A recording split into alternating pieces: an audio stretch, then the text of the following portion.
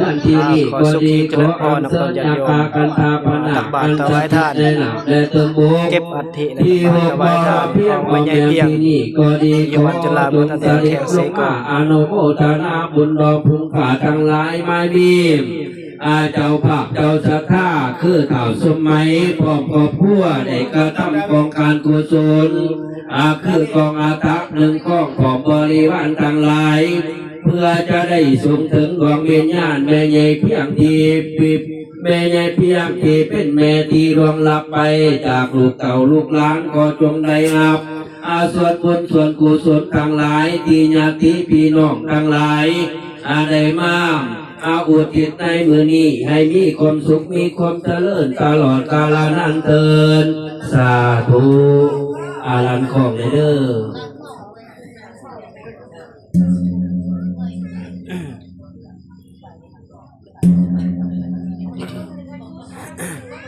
คอยพระน้ำกันเด้อมาเด้อ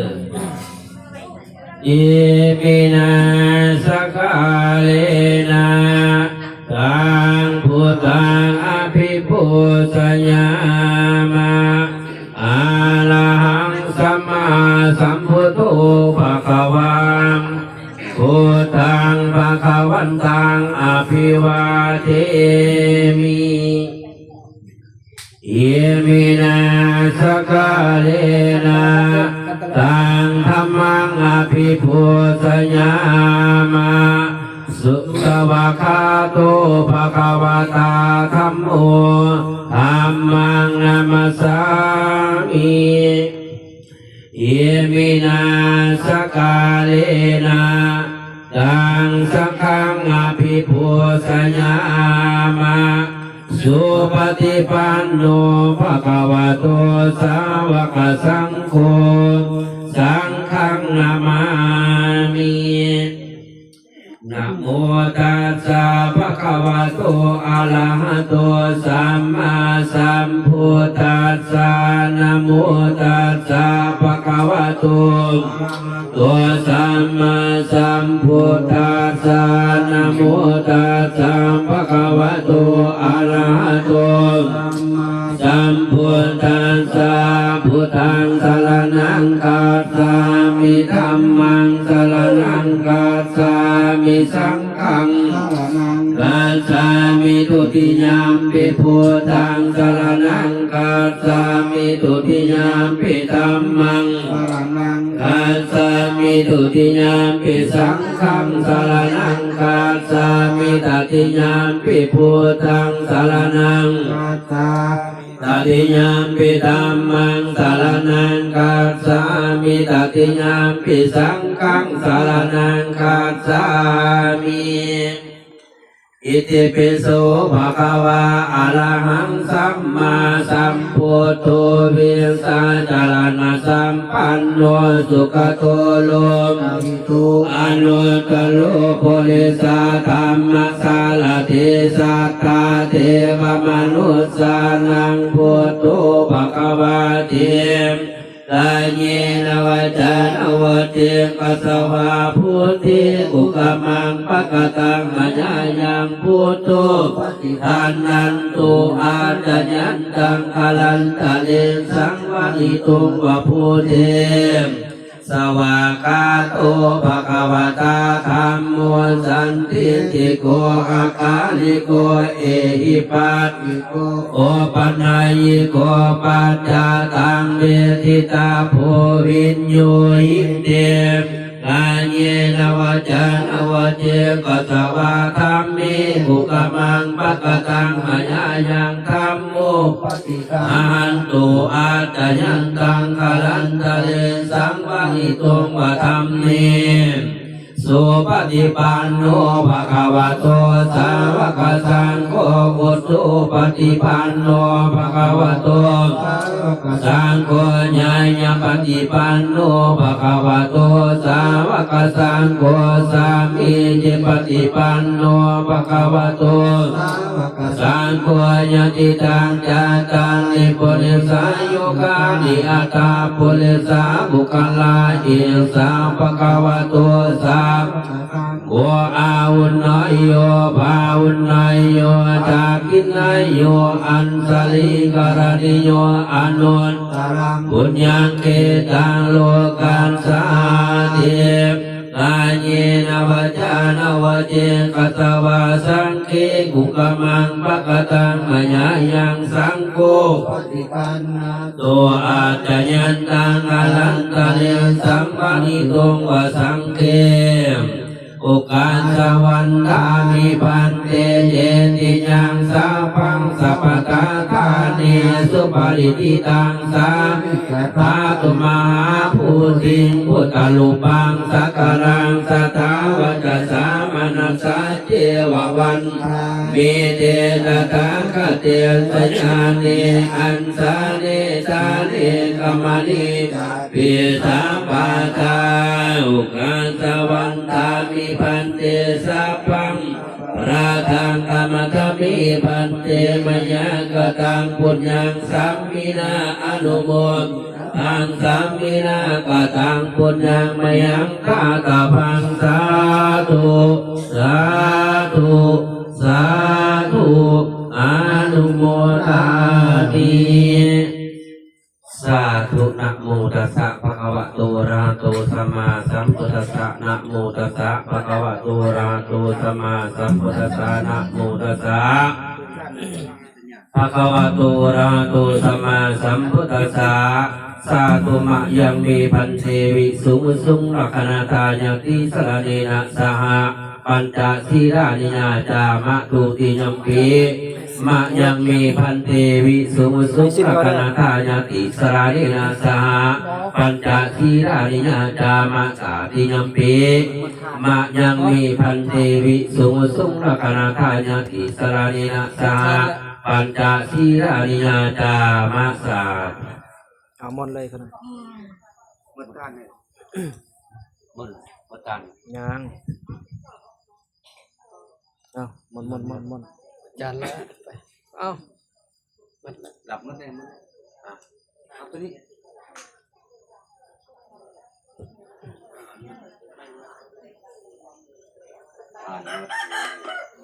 ไม่ยังไม่ยังการหมดก็เป็นครับทำซาสินตัสสะภะคะวะโตอะระหะโตสัมมาสัมพุทธัสสะนะโมตัสสะภะคะวะโตอะระหะโตสัมมาสัมพุทธัสสะนะโมตัสสะภะคะวะโตอะระหะโตสัมมาสัมพุทธัสสะนะโมตัสสะภะคะวะโตอะระหะโตสัมมาสัมพุทธัสสะยังได้อยู่ภะคะวะโตอะระหะโตสัมมาสัมพุทธัสสะนะโมตัสสะ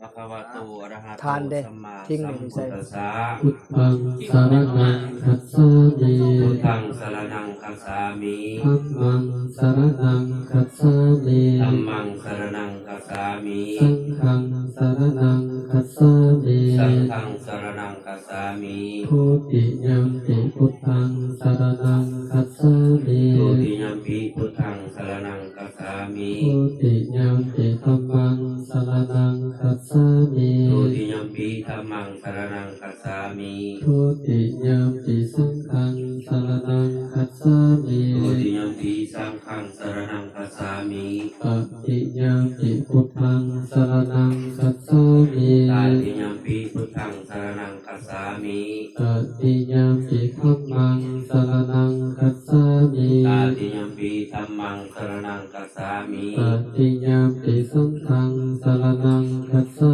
มิตติยัมปิสังฆังสรณังคัจฉามิติสรณะกัมมนังนิทิตาสาธุกาสะอะมะพันเตปานาติปตาเวรมณีสิกขาปะทังสมาธิยามิปานาติปตาเวรมณีสิกขาปะทังสมาธิยามิอาทินนาทานาเวรมณีสิกขาปะทังสมาธิยามิอาทินนาทานาเวรมณีสิกขาปะทังสมาธิยามิกาเมสุมิสสะจาราเวรมณีสิกขาปะทังสมาธิยามิกาเมสุ สาจาราเวระมณีสิกขาปะทังสมาธิยามิ มุสาวาทาเวรมณีสิกขาปะทังสมาธิยามิ มุสาวาทาเวระมณีสิกขาปะทังสมาธิยามิ สุราเมรยมัสสะปมาทัฏฐนาเวรมณีสิกขาปะทังสมาธิยามิ สุราเมรยมัสสะปะมาทัฏฐานาเวระมณีสิกขาปะทังสมาธิยามิ อิมานิปัญจสิกขาปทานิสิเรนะสุขติยันติสิเรนะโภคสัมปทา สาธุพันเต สิเรนะนิพุตติยันติตัสมาธิลังวิโสทะเย อามะพันเตสาธุ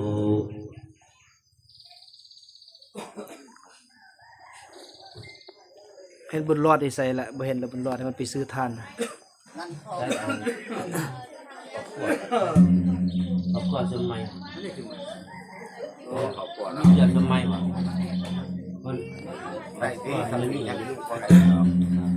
เพิ่งกองอัฐาภาคเอาพระนามนอกเพื่อพุทธิตเจาะจงให้ดวงวิญญาณที่เฮาที่เพิ่นรองรับไปจากลูกจากหลานพ่อแม่ทุกคนตาเกี่ยมต่างอกต่างใจเพื่อระลึกถึงคุณพระพุทธพระธรรมพระสงฆ์ปกปักอาสาเนาะคุ้มครองอยู่ดีมีแห่งบริกากาเกี่ยมเว้าน้ำกันเด้อคำอุทิศเด้อสาธุสาธุนะโมตัสสะภะคะวะโตอะระหะโตสัมมาสัมพุทธัสสะนะโมตัสสะภะคะวะโตอะระหะโตสัมมาสัมพุทธัสสะนะโมตัสสะภะคะวะโตอะระหะโตสัมมาสัมพุทธัสสะพุทธาคุณังธัมมะคุณังสังฆคุณังพุทโธมีนาโถธัมโมมีนาโถสังโฆมีนาโถพวกข้าน้อยทั้งหลายขอเอาคุณพระพุทธขอเอาคุณพระธรรมขอเอาคุณพระสงฆ์มาเป็นที่พึ่งของหมู่ข้าน้อยทั้งหลายสุทีนางวัตมีทานังทานังมีปาลิสุตังอาสาวะขญาวะหังนิพพานาสังฆตังโหตุทุติยัมปิสุทีนางวัตมีทานังทานังมีปาลิสุตังอาสาวะขญาวะหังนิพพานาสังฆตังโหตุตาติยัมปิสุทีนังวัตมีทานังทานังมีปาลิสุตังอาสาวะขญาวะหังนิพพานาสังฆตังโหตุอนาคติกาเลวัตถุทานที่พวกข้าน้อยได้ให้ดีแล้วขอจงเป็นวัตถุทานอันบริสุทธิ์เติมความสิ้นไปแห่งอาสวะของกิเลสเครื่องดองสันดานนานาโคตการเบื้องหน้านั้นเถินอิมานิมะยังพันเตบินดีปาตานิภัตตานิอัฏฐาติกาจิวลานิมัคคุอุพังปาสาทังกัปปาลุคังปัจจญาทานังสาปริวาลังภิกขุสังคัสสะโอโนสยามะสาธโนพันเตภิกขุสังโฆอิมานิมะยังพันเตบินดีปาตานิภัตตานิอัฏฐา ติกาจิวลานิมัตถุปุพังปาสาทังกัปปาลุขังปัจเจญาทานังสาปาริวาลังปฏิคันหาตุอัมมะหะกังทิคารตังหิตายะสุขายะข้าแต่พระสงฆ์ผู้เจริญพวกข้าน้อยทั้งหลายขอน้อมถวายซึ่งเขาบิณฑบาตพร้อมภัตตาอาหารกับทั้งกองอาถาพร้อมทั้งปราสาทเพลิงและต้นกะละพึกษ์เพื่อเป็นทานแก่พระภิกษุสงฆ์ขอพระภิกษุสงฆ์จงรับของหมู่ข้าน้อยทั้งหลายเพื่อประโยชน์และความสุขและความเจริญแก่หมู่ข้าน้อยทั้งหลายแก่ญาติทั้งหลายสิ้นกาลนานเทินพวกข้าน้อยทั้งหลายขออุทิศบุญกุศลทั้งหลายเหล่านี้ไม่มีเจ้าภาพเจ้าศรัทธาคือเท่าสมมัยพ่อครอบครัวได้กระทำของการกองกุศลคือกองอาถาหนึ่งกองบริวารทั้งหลายพร้อมทั้งปราสาทเพลิงและต้นกะละพึกษ์เพื่อเป็นทานแก่พระภิกษุสงฆ์ขอพระภิกษุสงฆ์จงรับของหมู่ข้าน้อยทั้งหลายเพื่อประโยชน์และความสุขและความเจริญแก่หมู่ข้าน้อยทั้งหลายแก่ญาติทั้งหลายสิ้นกาลนานเถิดขออุทิศให้แก่บรรพบุรุษปิตามารดาไม่มีแม่เพียงที่มรณะภาพแล้วไปนั้นขอจงได้รับบุญกุศลทั้งหลายเหล่านี้ที่ข้าน้อยและลูกเต่าลูกหลานเท่าสมัยพร้อมครอบครัวได้อุทิศในวันนี้ด้วยเถิดขออุทิศให้แก่บรรพบุรุษปิตามารดาเพราะเขาไม่ลังเจ้ากรรมนายเวรเจ้ากินสตาเจ้าที่เจ้าทางสัมภะฤาษีพระเมธรณีผู้มีพระคุณทั้งหลายขออุทิศให้แก่ผู้ญาตาลายญาติกาพี่น้องลูกเต่าหลานเลนที่มรณภาพไปขอจงได้รับบุญกุศลทั้งหลายเหล่านี้ที่พวกข้าน้อยได้มาอุทิศให้ในวันนี้ด้วยเถิดสาธุสาธุสาธุอนุโมทามิสำเร็จแต่เด้อวันนี้เด้อมิตรว่าจับถ่ายจับกองบุญเลยก็แสดงเกณฑ์เพื่อนให้บันเนาะให้ไปหอดไปถึงดวงวิญญาณไม่ในเพียงที่ลวงลับไปจากลูกจากหลานที่ลวงลับไปขอให้ดวงวิญญาณได้มาหับเด้อกาเกี่ยมติดให้แล้วมาจับมันติดเอาติดทางลุ่มมันก็ได้คือว่าจับพระเข้ามันก็ได้สาธุน้ำกันเด้อบัดนี้เด้อสาธุเด้อสาธุเด้อพี่น้องเด้อสาธุสาธุสาธุอนุโมทามิ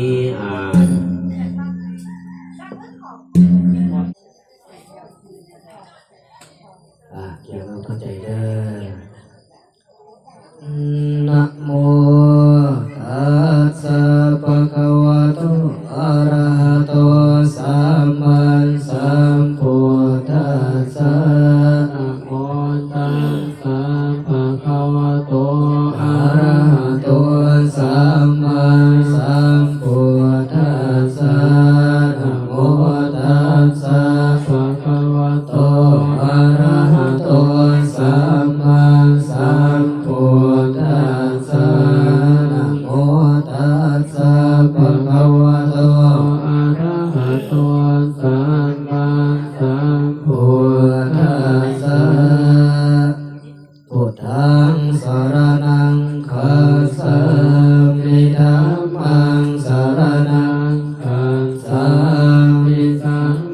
งสารนังคัจฉา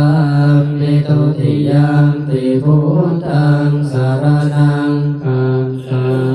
มิทุติยมปิธัมมังสารนังคัจฉามิทุติยมปิสังฆังสารนังคัจฉามิตติยมปิพุทธังสารนังคัจฉามิตติยมปิธัมมังสารนังคัจฉามิตติยมปิสังฆังสารนังคัจฉามิอิติปิโสภะคะวะอะระหังสัมมาสัมพุทโธเวชะจารณะสัพพะโนสุขโตโลกวิโตอนุตตโรปุริสธรรมสารติสัทธาเทวมนุสสานังปุโสภะคะวะติสวะคะโตภะคะวะตาธัมโมตันติโกอะกาลิโกเอหิปัสสิโกโอปนาญิโกปัจจตังเวทิตาโคเวนโยอิติสุปฏิปันโนภะคะวะโตสาวกสังโฆสุปฏิปันโนภะคะวะโตสาวกสังโฆสันติปฏิปันโนภะคะวะโตสาวกสังโฆยะติทังจัตตาริปุริสายุคาติยคัมปุริสังปุคลาเอสาภะคะวะโตสาวกสังโฆภะหุตโยภะหุตโยภะคินโยอัญชลิกรัญโยอนุตตรังปุญญเขตังโลกัสสามิภะหุงสหัสสมวิเนมิตตามุทันตังกาลิเมฆลังมุติตะโกตัสสะเสนามาทานาติธัมมังเวทินาสิตวามุเนโทตันเตสัสสะภวตุเตชยมังคารานิมาลันติเรกัมมพิโยทิตัสสะภะรันติโครัมปนาลาวัคขมังธรรมทัตถยังคังคันติสุทันตาวิจินาสิกวาโมเนตตันเตภวตุเตสยมังคลาเนนาราคิเรกัจวรังตะโพตังภาวะกิจจกัมมัสสเนวสุตารุนังเตตังโพสิกาวิจินังสิตวาโมเนโทตัง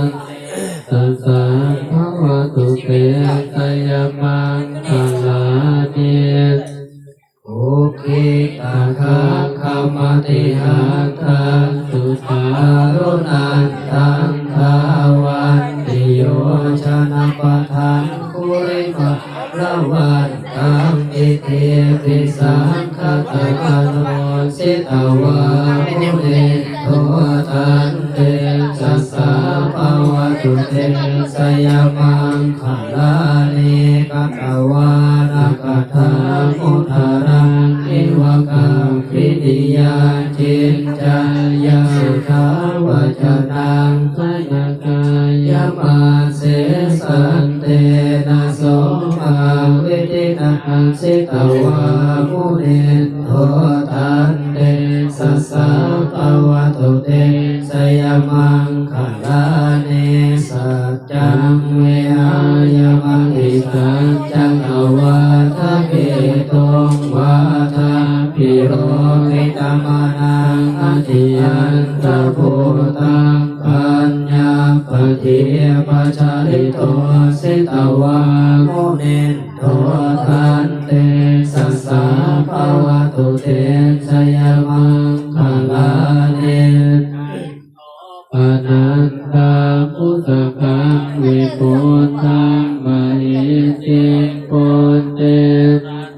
พระพุทธเกศธรรมังกายันโตอิโตปะเตกาเวทิตา บทตักบาตร อัมมุนีโทจันเตสัจจะธรรมสุเตตยมังอาทินะไปติพุทธเกศ Jangan lupa apa yang aku jual baik. วิสุทธิสุทธิปิ Jalur, berap mengayak dan tarik putih romเลยไปเชื่อแต่ไปเรื่อยๆตายไปเรื่อย วิเทนาสิตวามุนิโยทันเตชะสาปวะโตเตชยมังคลานิเทตาติปุตตะชยมังคลาอันตังเตโยวาจะโตทิสาทิเตสรเตมะทันเตตวานาเนกาวิวิธานิจุปันตวานิโมขังสุขังอธิคาปายนาโรสาปัญโยมหังกโรนิโกนาโตเหตายะสัพพกานินังปุเรตวาปารมีสัพพะปัสโตสัพโพธิโมตตมังเอเตนะสัจวัจเจนะโหตุเตชยมังคลังชยันโตโพธิยาโมเลสักกายานังนันติวัตตโนนิวัตตวะวิชโยโหนิชยสุชยมังคะเล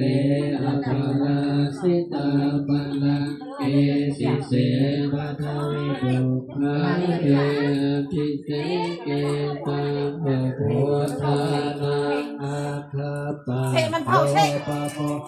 อันนี้สุนังคตังสุมังคลังสุปังปะตังสุติตังสุปโนสุโมโตจัสสุยิตังปรามาจารินสุปทังกินังกายกรรมังวาจากรรมังปะทังกินังปะทังกินังมโนกรรมังปะเนติเกปะทังกินังปะทังกินังนิสังตวานะลังตาเออาทาคิเนโสทาลาโตสุขิโตวิรุณโลพุทธัสสะสาเนอโรโกสุขิโตหิสังสัพเพหิยาติเป็นอาสาลทาสุขิตาเวรุณโลพุทธัสสะสาเนอโรคาสุขิตาหิสังสัพเพหิยาติปิเตอะระหะตังสุขิตาวิรุณาพุทธัสสะสาเนอโรคาสุขิตาตัสสะสัพเพหิยาติปิภวตุสัพพมังคลังราคันตุสัพพเทวตาสัพพพุทธานุภาเวนะตุเตภวตุสัพพมังคลังราคันตุสัพพเทวตาสัพพธัมมานุภาเวนะสัทธาสุติภวันตุเตภวตุสัพพมังคลังราคันตุสัพพเทวตาสัพพสังฆาภาเวนะสัทธาสุติภวันตุเต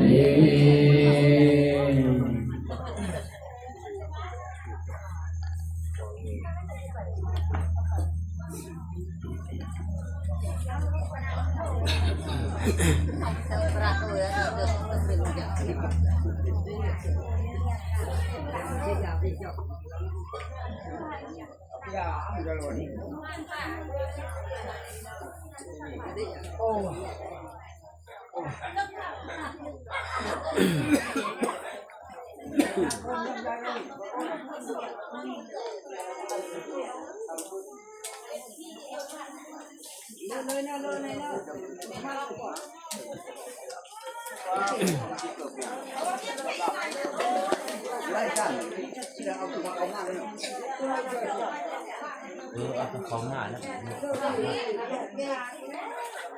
วันจบแล้วโดนยื่น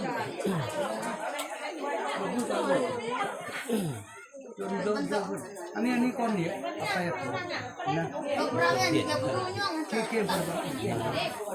นักประจำ เป็นเลยเป็นมัดจอง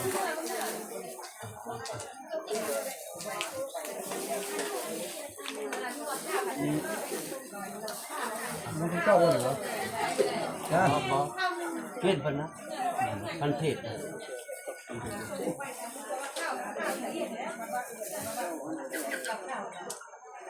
เอาไปพุ่นไทยแล้ว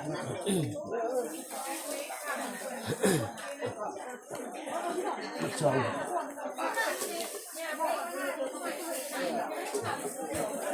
ก็ต้องพุ่นแล้ว เพชรจะกันโอเค con đeo này có một loại bây giờ đó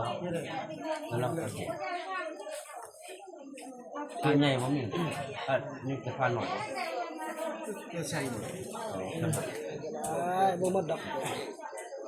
กันเทศเลยเทลอดคิดว่าซ่องกันถ้าเพิ่นเดียวละ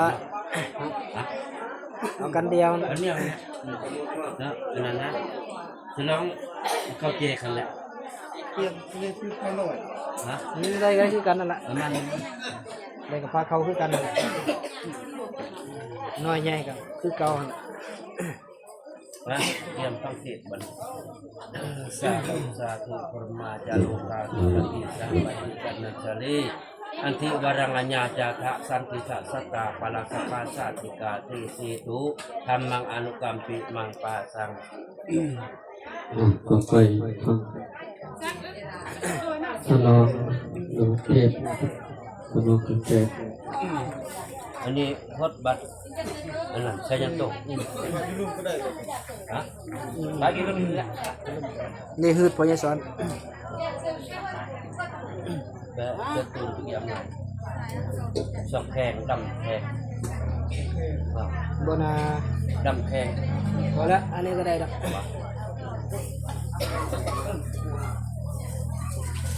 กุญแจฟังเด้อทำไมว่ากุญแจ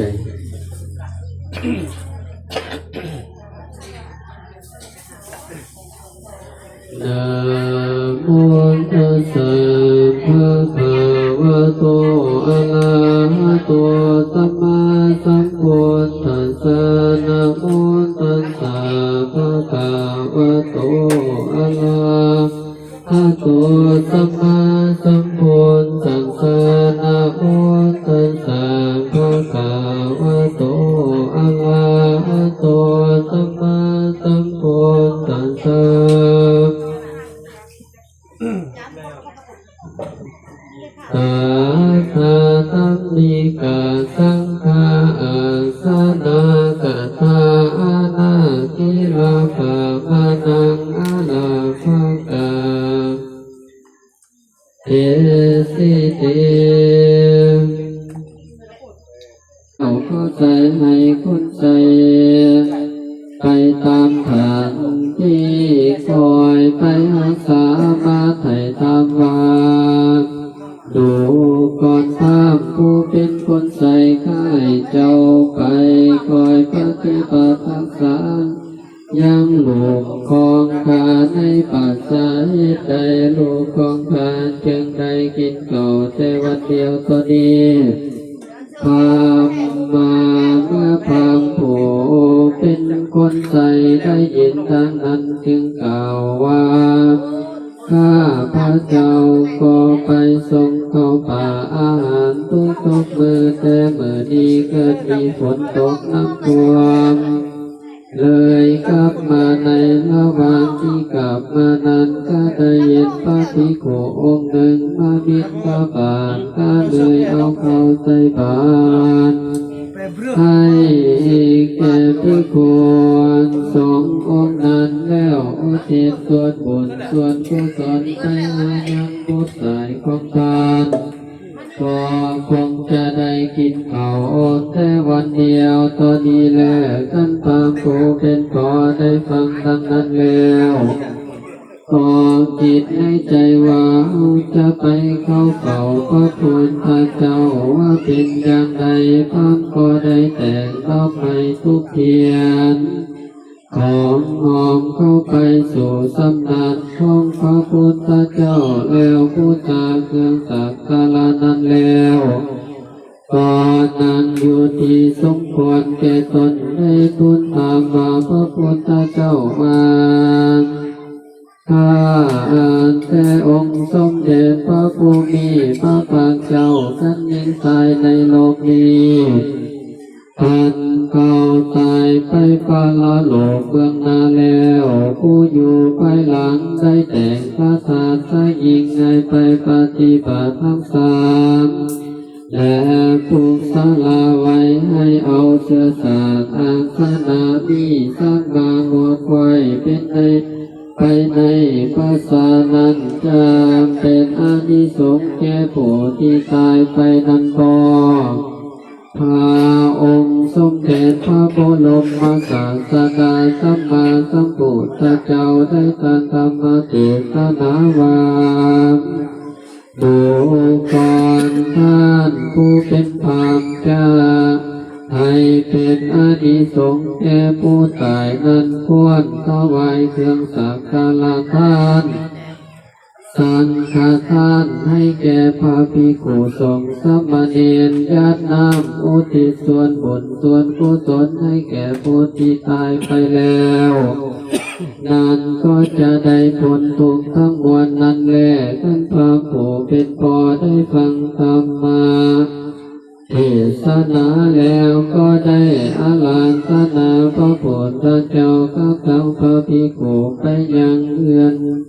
ของตนเพื่อจะได้ถวายพระทหารแด่สมเด็จพระสัมมาสัมพุทธเจ้ากับพระภิกขุท่านพระทหารแล้วก็ได้ถวายจตุปัจจัยสี่มีจีวรเป็นต้นแล้วจัดนำอุทิศส่วนบุญส่วนกุศลไปไปหายังลูกชายของตนสมเด็จพระสัมมาสัมพุทธเจ้าได้กลับมาเทศนาว่าดูก่อนท่านทั้งตั้งแต่นี้ต่อไปอย่าได้ไปปฏิบัติรักษาอยู่ในภาษานั้นอีกเลยท่านจงรักษาศีลจำเริญเมตตาภาวนาอย่าได้ขา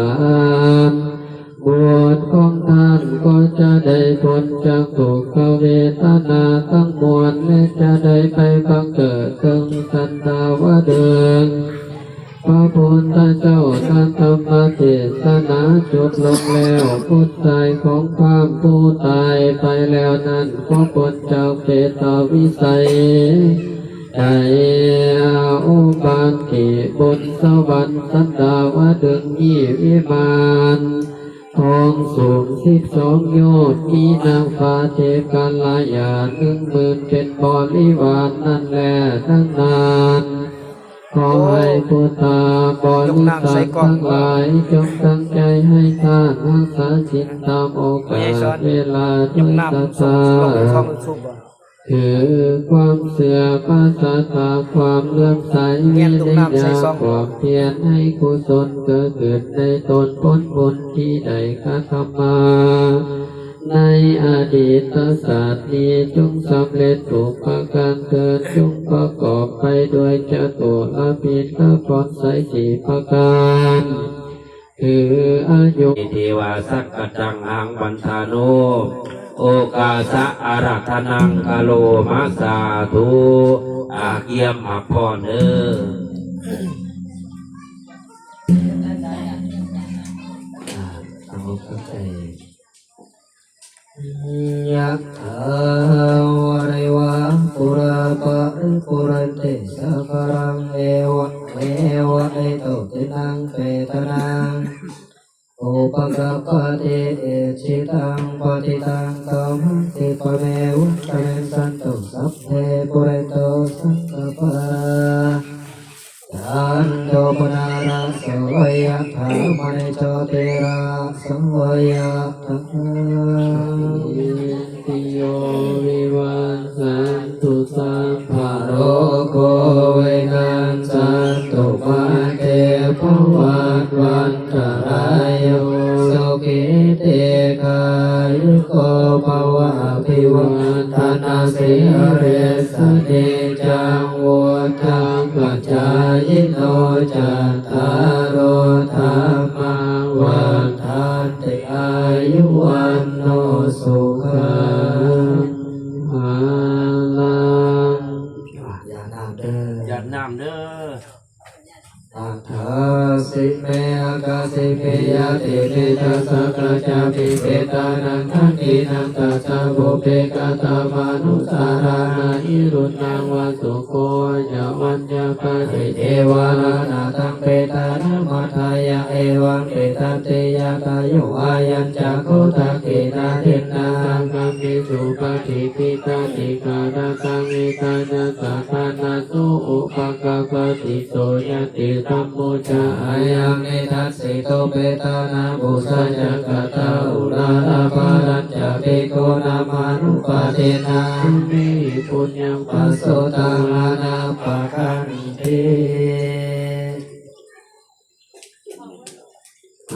ดูเสร็จน้ำมนต์ สีน้ำมัน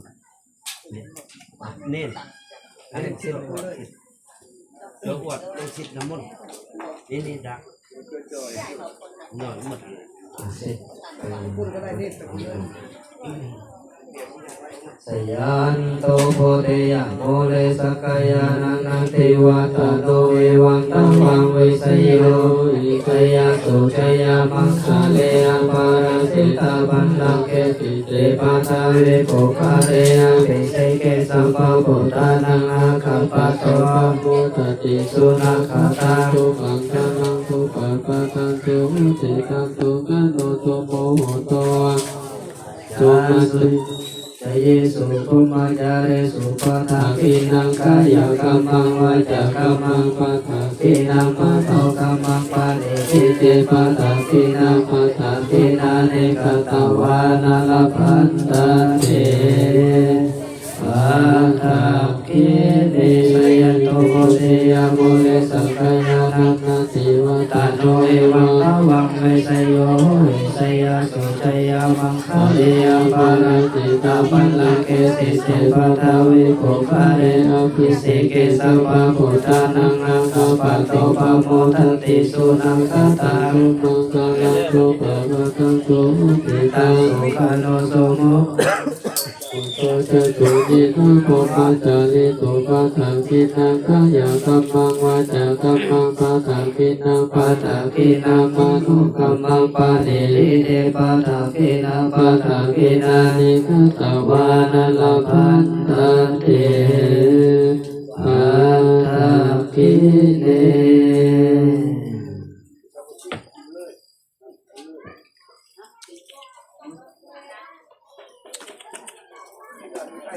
ไปเลยแม่จุนไปไหมแม่เราเนี่ยแม่มา